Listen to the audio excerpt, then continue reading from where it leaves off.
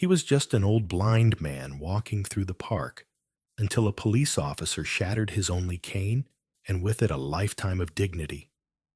But what no one saw coming was the silent witness and the firestorm it would ignite across America. Dear viewer, what you are about to witness is not just a story, it is a powerful testament to the quiet power and pursuit of justice in places most people ignore. If this is your first time here, I warmly invite you to share where you are watching in the comments below. And if stories like this move you, challenge you, or make you think, consider subscribing and clicking the bell icon. We share voices that deserve to be heard every day. Thank you for being here. Now, let's get into the story. There are mornings that move like poetry, quiet rhythmic steeped in the familiarity of routine. And then there are mornings that shatter everything you thought you knew about the world. This morning began like every other for Elijah Moore. 76 years old, blind for nearly 3 decades, Elijah had become a quiet fixture in his neighborhood near Forsyth Park, Savannah. Wrapped in his olive green coat, gripping the carved wooden cane passed down from his late wife, he stepped onto the cracked sidewalk with a grace that only time and struggle could forge.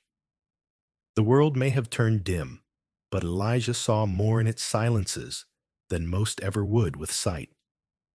To passers-by, he was just another old man, head bowed in thought, tapping his way through morning fog. Few knew his name. Fewer cared.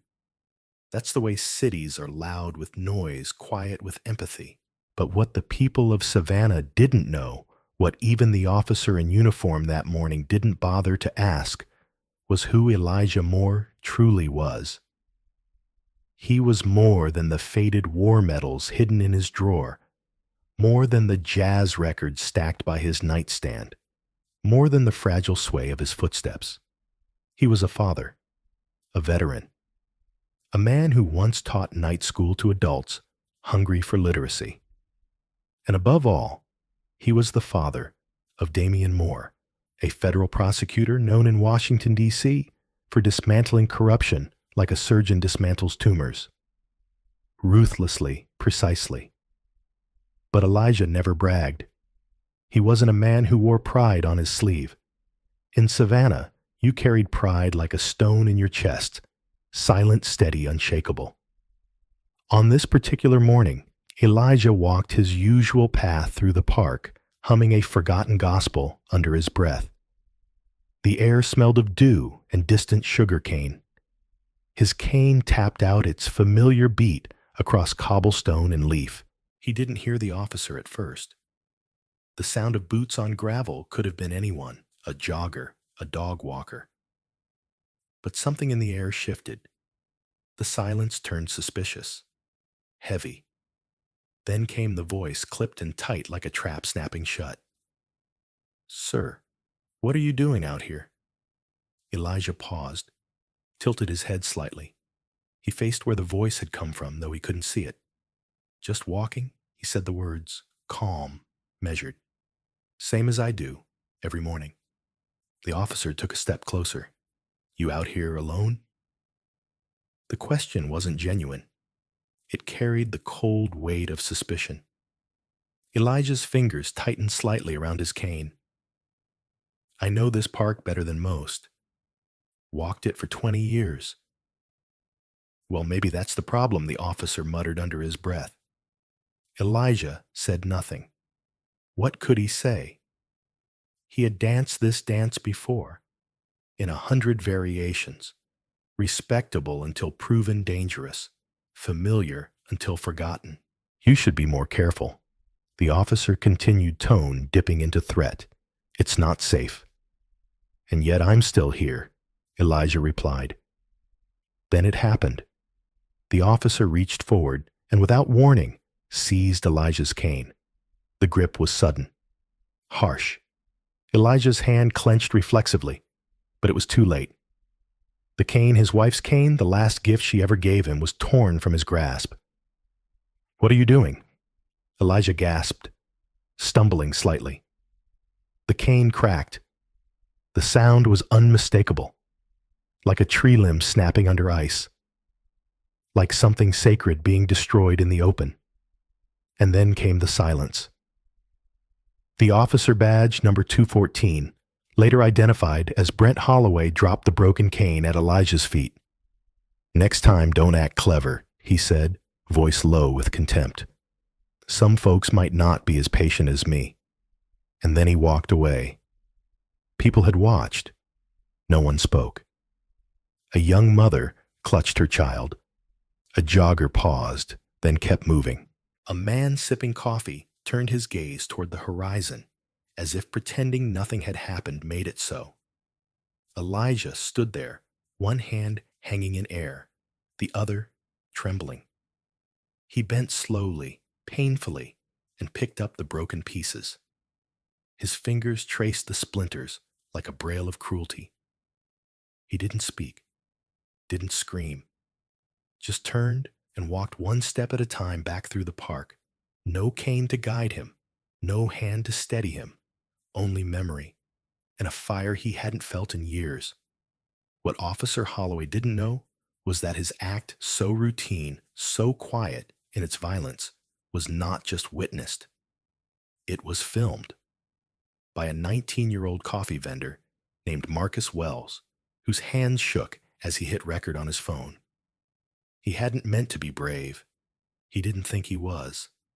But instinct told him this would matter, that this wasn't just about a man and a cane. It was about something far older, a system, a silence, a line that had just been crossed in a city that had forgotten who it let wear badges. The video would travel fast, but not faster than word would reach Washington, D.C., to an office lit by morning sun, to a man named Damian Moore. And the story that began with a snap was about to roar through America with the weight of justice on its heels. The hours after the incident didn't move.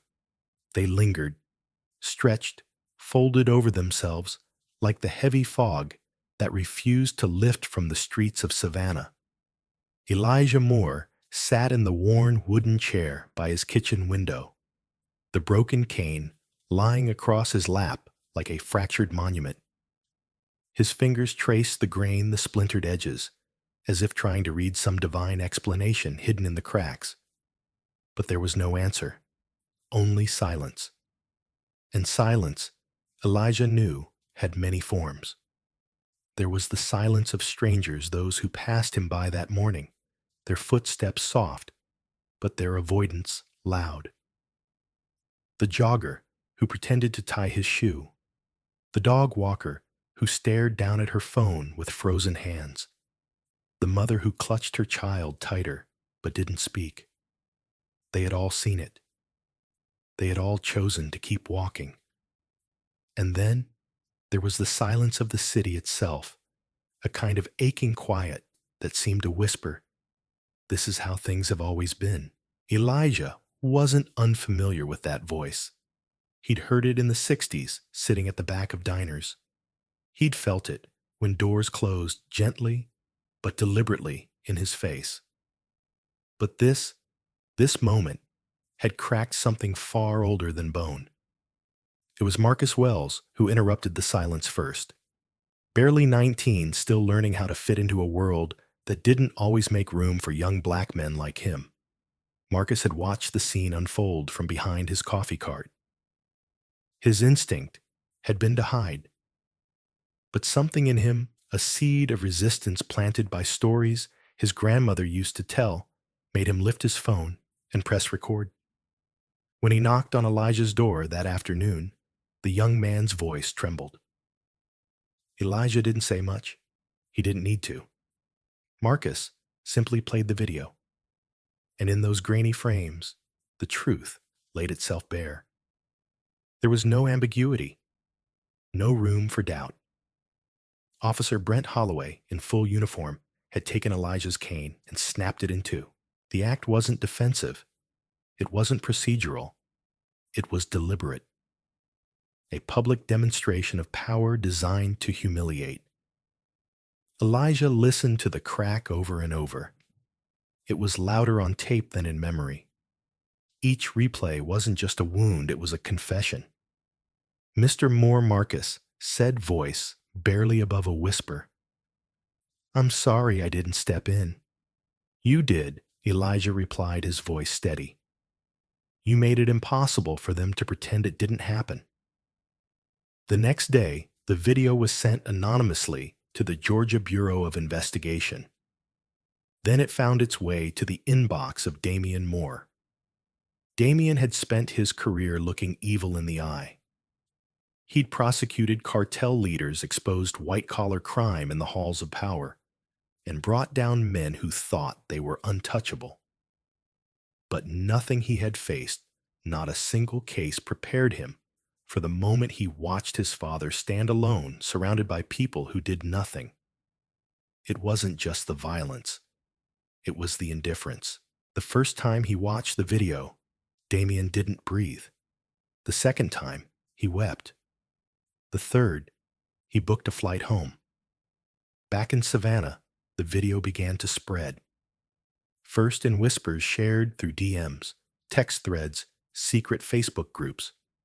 Then came the wider ripples, church elders who watched in stunned silence, teenagers who reposted it with captions like, "This is our park," and local civil rights groups that began making calls. But still, the city's institutions said nothing. Officer Holloway remained on duty. No statement from the precinct. No suspension. No press conference. It was as if silence had closed around the truth like concrete. Thick. Unmoving. Protected. And yet something else was stirring beneath it. One morning, Elijah opened his front door to find a paper bag on his porch. Inside, a fresh scone from the local bakery, a handwritten note. "We saw. We're sorry. We're with you." Later that day, two elderly men veterans like him came to sit with him on his porch. They didn't speak much, but they stayed, just stayed. And slowly, the silence that had once served as a shield for injustice began to shift. Cracks formed. Words emerged. Marcus posted the video publicly. The caption was simple. "This is Mr. Moore. This is what was done to him. This is our city." Within 24 hours, it had been viewed over 300,000 times. The local news picked it up next. Then the regional papers. National outlets began calling. They wanted interviews, statements, commentaries, but Elijah didn't speak to them. He was waiting for his son. When Damian arrived, the silence between them was thick with memory. Elijah sat by the window, as always, his face angled toward the sunlight. "I didn't want to bring you into this," Elijah said. "You didn't," Damian replied, placing a hand on his father's shoulder. "They did."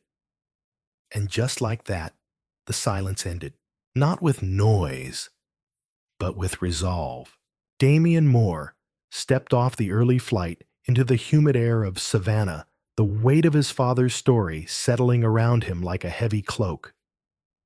Each step from the terminal to the taxi stand beat in rhythm with the outrage that had quietly fallen like embers through his veins since he'd first watched the video.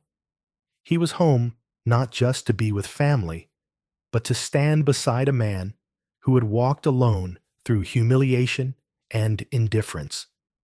This return was more than personal. It was intentional. His phone vibrated as he closed it.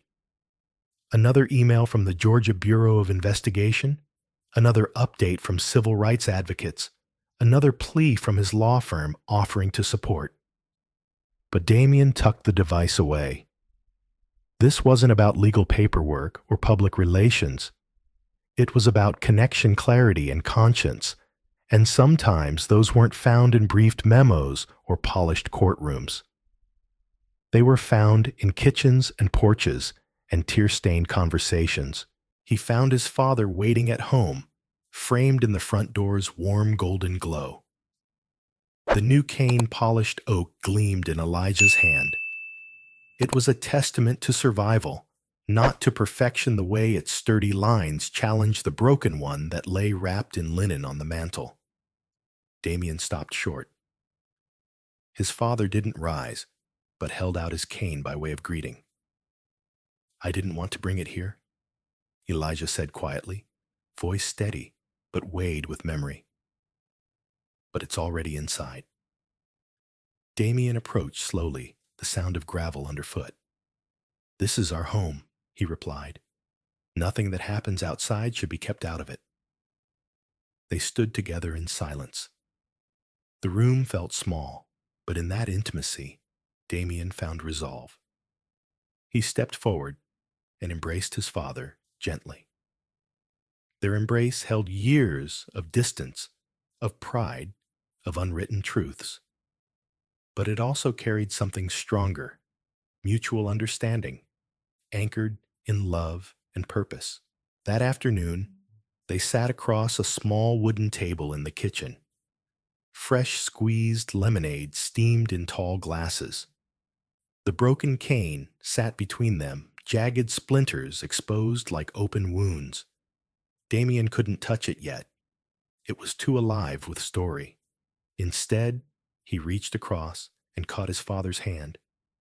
"Pa, I saw what we have," he said, voice soft. "To me, this isn't just about you. It's about what every black man, every person outside whiteness, has had to learn about binaries, obedience or suspicion, visibility or erasure." Elijah nodded. His eyes still scanned the cane, tracing the fracture line as if mapping out years of endurance. Damien continued, "I'm here now to help you tell this story with your words on your terms." The boy, Marcus, captured it. The Bureau has opened a file. But what stops it from ending, like all the others filed away buried? He shook his head. "We can't let that happen." Elijah closed his eyes for a moment. "I never asked for more than help," he whispered. "I just wanted to walk that park in peace." Damien leaned forward. "A man gets dragged to the ground and broken by the system. That's never just a request for peace. That's a test. And tests are public things. That means they're meant to be shared." His gaze sharpened. "I'm going to stand with you, and we're going to walk through this together." They devised a plan that afternoon. First, to file the complaint formally with the GBI attaching Marcus's video as irrefutable evidence. Then to request internal records and personnel files documenting Officer Holloway's history. In parallel, Damien reached out to local civil rights leaders, black ministers, veteran advocacy groups, grassroots organizations to form a supportive coalition. They'd wanted visibility. Now they were going to make it impossible to ignore. As dusk fell, Elijah felt something settling into the space. This wasn't just his story anymore. It belonged to a son who carried it forward, a neighbor who understood a city that couldn't look the other way. He sipped his lemonade, a quiet relief expanding in his chest. The next morning, news crews arrived. Silent cameras, hidden interviews, whispered murmurs. Elijah stepped into the light with Damien close behind. The broken cane rested in his right hand, held high like a torch made manifest from his pain.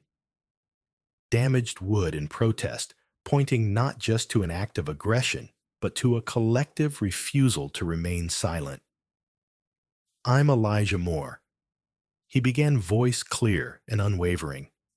"I walked into that park with dignity. I left with a broken piece of my history and the world's indifference echoing in my heart. But I'm refusing the erasure, and I'm not alone." He paused. Faces blurred by cameras. Reporters hung on each word. "That cane is more than a tool. It's proof of my faith in this country's promise to walk freely, to be seen, and to be respected." That promise was broken in public that morning. But my dignity, Our dignity is not negotiable. Damien stepped in then, a calm anchor. My father is an American, he said. He deserves the same rights as any man to walk, to speak, and to exist without fear. I will use everything I've learned, every courtroom, every statute, every connection, and I will not let this moment fade into silence. As they finished and walked away, Elijah felt the solidity of his son's presence. He felt the tremor of what had been set into motion. It wasn't just a complaint anymore. It was a movement. The day Elijah regained ownership of his story, his cane, and his space to walk freely under open skies was the day a father and son turned a fracture into a foundation. They walked that first step forward, not alone, but together, into a reckoning they both knew would reshape more than their town's memory. Elijah Moore never imagined that his very identity would become both a shield and a weapon. But as the weight of the Moore name began to shift in public perception, Elijah found himself carrying more than just the weight of a broken cane. He carried expectations, history, and an unspoken responsibility to uphold a legacy far greater than the sum of its parts.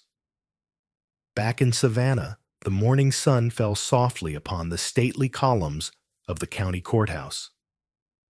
Elijah stood on the porch, his cane newly repaired, yet bearing residual scuffs, leaning against his leg. Behind him, Damien moved between journalists, answering questions and maintaining a calm composure that both comforted and unsettled Elijah. They were here not just to press charges, but to assert that the Moore name represented more than one isolated event. It stood for dignity, for justice, and for shared experience. As they walked through the courtyard, people lined the path, applauding or nodding in recognition. Some whispered his name, Moore. Yes, that's Elijah, the man from Franklin Square. Others stared silently, struggle in their eyes, those who recognized the sudden weight placed upon him. They were rooting for redemption, but afraid of the cost.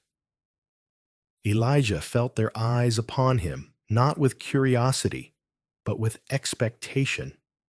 Their hopes and doubts tucked into the lines around his shoulders, shifting his gait.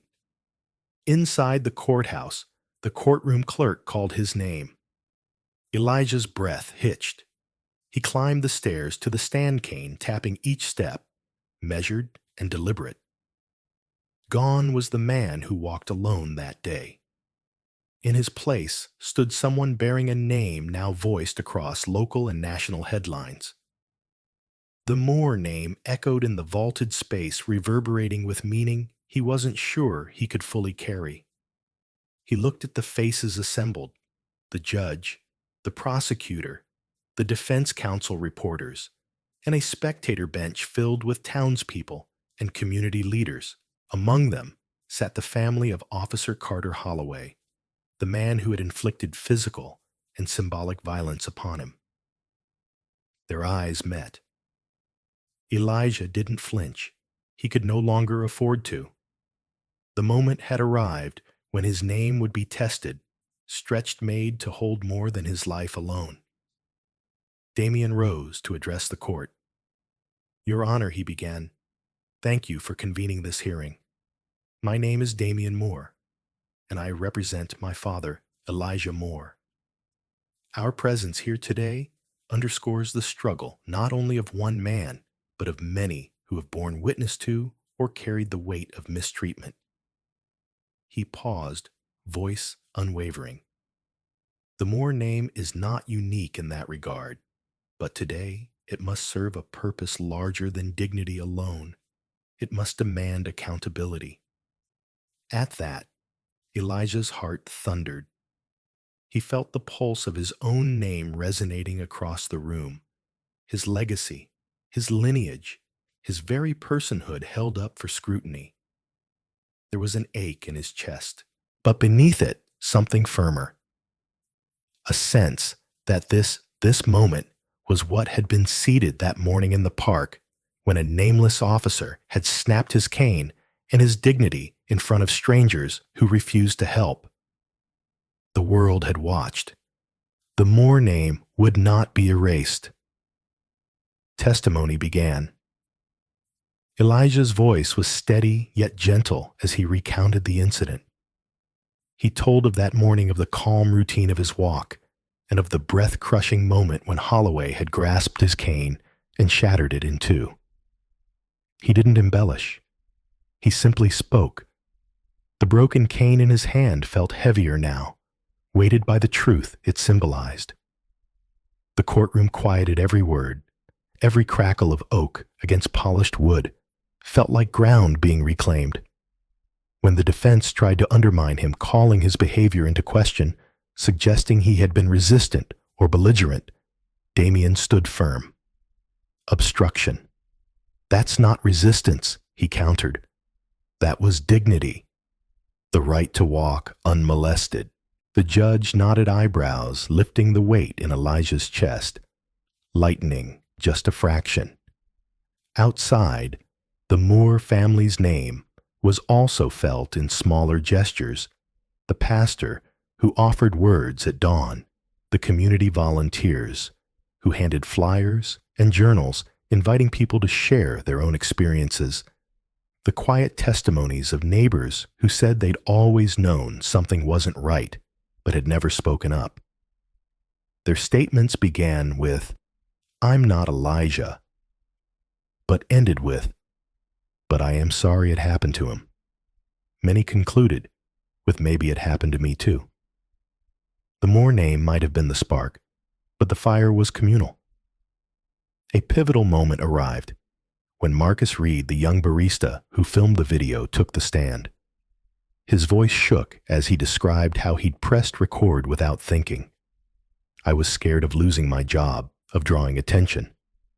But I saw the soul of a man being bruised, and I couldn't stop it." The courtroom held its breath as the video played again. Elijah's stoic posture, the crack, the silence, the mocking smirk on Holloway's face. It was the sound of a system breaking, a name being tested. At last, Holloway took the stand. Elijah watched. The officer's face was impassive, drilled by common defense tactics. But as Holloway delivered his version, doubt flickered in Elijah's mind. He realized the name on that badge had been given weight protection and assumed authority, all of which people now reassessed in real time. The same mechanisms that elevated Holloway's badge had allowed him to strip away Elijah's name, his dignity, with barely a second thought. Now, those mechanisms were being questioned. The hearing concluded with questions from the judge, who spoke of precedent and community trust. Elijah's name, once just personal, was now woven into the larger narrative of systemic reform. The judge said they would review the findings and possible disciplinary action. That did not feel like enough, but it was a start. As Elijah and Damien emerged from the courthouse, the afternoon sun felt bright, even warm. Supporters pressed forward, flowers, handshakes, tears. Someone handed Elijah a small notebook. Inside was written, in bold cursive, Elijah Moore's courage. Words he almost didn't let himself read. Almost. Damien looked at his father, weight-lifted pride undeniable. "You carried it well, Pa?" he said. Elijah nodded, quiet gratitude in his eyes. When the Moore name began to echo, Elijah understood that it now carried the weight of possibility. That name was no longer just a label. It was a testament to the quiet power of a man who refused to be erased, a son who refused to let him vanish, and a community learning the meaning of bearing one another's burden. As they walked toward the car, Elijah looked at his cane, a remnant and a reminder. "This name," he said softly, "this story, it carries the weight of every step we take. Let it not break us." Damien nodded, placing a steady hand on his father's back. And so, The Moore name stepped forward into a new chapter, heavier, yes, but also stronger, fuller, and unbowed. Its weight was no burden anymore, but a bridge holding together what might otherwise crumble, and every step would matter. Sunlight filtered gently through the magnolia tree canopy above Franklin Square as Elijah Moore approached the newly installed bench. It was unassuming, polished teakwood glimmered with freshness, and a bronze plaque affixed to the backrest bore a simple inscription: For Elijah Moore, may courage be your companion. Yet its silence spoke volumes, echoing the transformation that had taken place since that fateful morning when his cane snapped under the weight of injustice. Elijah paused before placing a hand on the smooth surface, his fingers tracing each curve with reverence. He recalled the tremor in his voice as he spoke in court, the immense pressure of expectation settling on his shoulders. But here on this bench, something profound had shifted, not just in him, but in the heartbeat of the community. What had once been humiliation had become a catalyst for recognition and change. This bench wasn't merely a memorial, it was a monument to dignity and a bulwark against silence. A small crowd had gathered townspeople of all ages standing respectfully in a loose semicircle. Among them were faces once indifferent, now resolute, the barista Marcus Reed, still holding the phone that captured the tragedy. The young mother, whose tears of empathy converted sorrow into action. Neighbors, elders, and city officials. At Elijah's side rested his son, Damien, offering quiet solidarity, while Detective Karen Elliott, with a subtle proud nod, stood a few paces behind. Elijah lowered himself onto the bench. The crowd shifted softly, uncertainty and hope blending in the afternoon air. He cleared his throat, the sound carrying not as a plea, but as a statement. Here, with the warm earth beneath his feet and the gently swaying leaves above, he began to speak, not of wounds and violations, but of possibilities awakened. This bench is more than wood and metal. Elijah said, his voice steady. It's a marker, a declaration that our lives matter, that my dignity, my walk through this square, is not disposable. He paused, scanning the faces his own, but bigger now. When I sat here with a broken cane surrounded by silence, this bench did not yet exist, but the idea of it did. It was born not in anger, but in conviction that what happened to me should never happen again. He inhaled deeply. Today, this bench bears my name, but I want it to be your bench too. Sit here. Feel the sun. Let it steady your heart. And when someone asks why it's here, tell them this. A man was nearly erased by apathy, but now he's remembered for what he walked through and for what he walked toward. A murmur drifted through the crowd, carried on the breeze like a prayer. Marcus, the young barista, stepped forward. In his hand, he held the same phone now without video, but with a new voice. He spoke simply, I recorded because I couldn't look away, and I won't look away again. He pressed play, no visuals now, only that solemn crack, that echo of violation. But this time, the silence that followed was not complicity. It was a vow.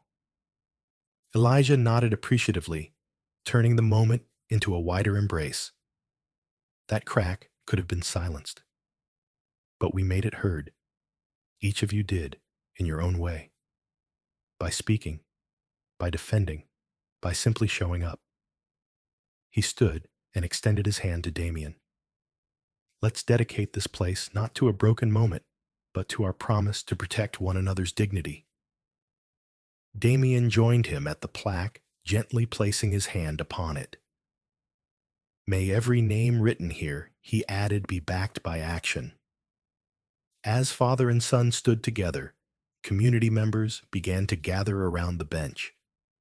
Someone laid fresh flowers, Another draped a small American flag nearby. Children approached, circling the memorial with reverent curiosity. Conversations started questions about what happened and why it mattered. Plans were whispered for future walks, for training sessions, and for neighborhood watches. This bench had become a spark. Elijah watched as the afternoon shifted to early evening light. What had once stood as a placeholder for pain now became a centerpiece of connection. Every footstep that passed the bench could no longer ignore its story. Conversations would unfold here. Solidarity would grow here. Healing would take root here. When Elijah finally walked away, Damien at his side both felt lighter, despite the gravity of their journey. The bench remained silent, unyielding, consecrated by purpose. It would stand long after they were gone, a quiet sentinel reminding the town of Savannah that dignity demands defense and that even one person's determined walk can carve a path for many. In the quiet town of Savannah, Georgia, a story unfolded that reminded us all of the power that lies within the overlooked, the silent, and the steady. Elijah Moore, a blind elderly black man, lived a life rooted in dignity, resilience, and routine. But when a uniformed officer stripped him of his cane and shattered it in an act of public cruelty, what could have remained just another footnote of injustice sparked a movement no one saw coming. Elijah once passed by, and unseen became the center of a reckoning that reached far beyond the cobblestone paths of Franklin Square. His son Damian Moore, a respected former federal prosecutor, did not simply come home to comfort his father. He came home to stand, to speak, and to fight. With the quiet might of evidence and unwavering conviction, Damian brought attention, accountability, and ultimately justice to a system that too often avoids looking itself in the mirror. But the story didn't end with courtroom proceedings or headlines. It ended, or rather began again, with a bench bearing Elijah's name, a bench that spoke not only of one man's suffering, but of a community's awakening. What makes this story so profound isn't just the injustice or even the triumph. It's the everyday heroism, the strength of a man who kept walking even after the world told him to stop. It's the choice to resist bitterness and instead transform pain into purpose. And it's the ripple effect of that choice. A barista who chose to press, record a detective who chose to believe, a town that chose to listen. From Elijah's journey, we are reminded of a powerful truth. Justice doesn't begin in courtrooms. It begins with people who refuse to stay silent, who recognize that every act of disrespect is a crack in the foundation of dignity. It begins when we see each other fully and speak up even when it's uncomfortable. It's about turning moments of humiliation into monuments of hope. So what can we learn from Elijah Moore's story? That legacy is not born from titles or acclaim. It's born from integrity. That the voices we ignore may carry the wisdom we need, and that in our communities, small acts of courage, walking, speaking, standing, can build something far larger than ourselves. If this story moved, challenged you, or made you think differently, we invite you to be part of our growing community. Subscribe to our channel, share this video, and help us continue telling stories that deserve to be heard. Your support fuels this mission and reminds every Elijah out there that they are not alone. Together, let's keep walking toward a world where dignity is not negotiable and justice isn't delayed. Thank you for watching.